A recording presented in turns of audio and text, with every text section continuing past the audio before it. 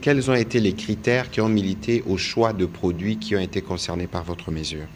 Oui, le choix est dicté d'abord par la possibilité pour les Congolais eux-mêmes de devoir produire ces biens.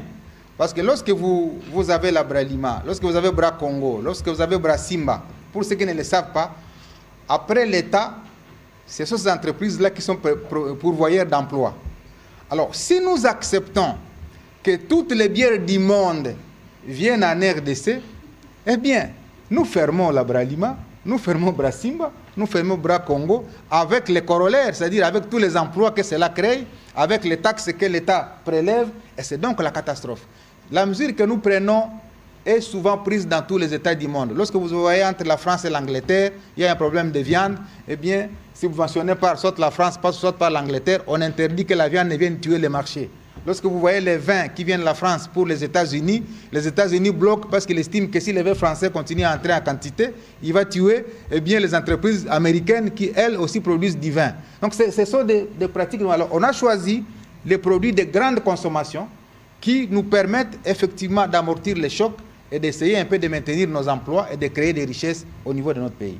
Voilà, Monsieur le Ministre, vous avez dit l'essentiel, mais dans la protection, parce qu'il y a quelques jours, nous étions avec le vice-premier ministre, ministre de l'économie, qui parlait des mesures concernant certains produits de première nécessité qui devraient être exonérés, bénéficier des avantages. Il y a une question, parce que nous parlons de protection de production locale, peut-être que vous pouvez embrayer sur le sujet. Quelle est la stratégie? Parce que vous sortez d'une réunion de la commission ECOFIR que vous avez convenu dans les cadres de cette commission pour s'assurer spécifiquement que pour le produit concerné par les mesures qui ont été arrêtées par les gouvernements, ceux qui le produisent localement seront protégés. Oui, exactement. En dehors de ces mesures de sauvegarde que le gouvernement a prises, il y a des mesures maintenant internes.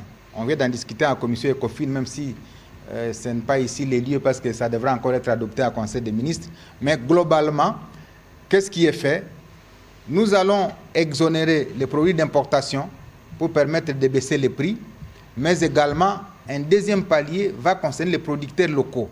Parce que si on exonère par exemple l'importation de la farine, et qu'on ne le fait pas autant pour les producteurs de la farine qui est en RDC, eh bien, le prix de la farine importée va être moins cher que le prix de la farine fabriquée en RDC. Tout à fait. Donc, le gouvernement va aussi exonérer soit de la TVA et d'autres taxes pour défiscaliser, en fait, certains producteurs locaux qui sont dans les produits de grande consommation des masses. Voilà une des mesures qui sera discutée le vendredi au Conseil des ministres pour qu'après adoption, la Première ministre puisse signer un décret qui à la fois porte exonération des produits importés pour baisser les prix, mais également exonérer les produits des Congolais pour leur permettre d'être compétitifs sur le marché aussi bien local qu'international.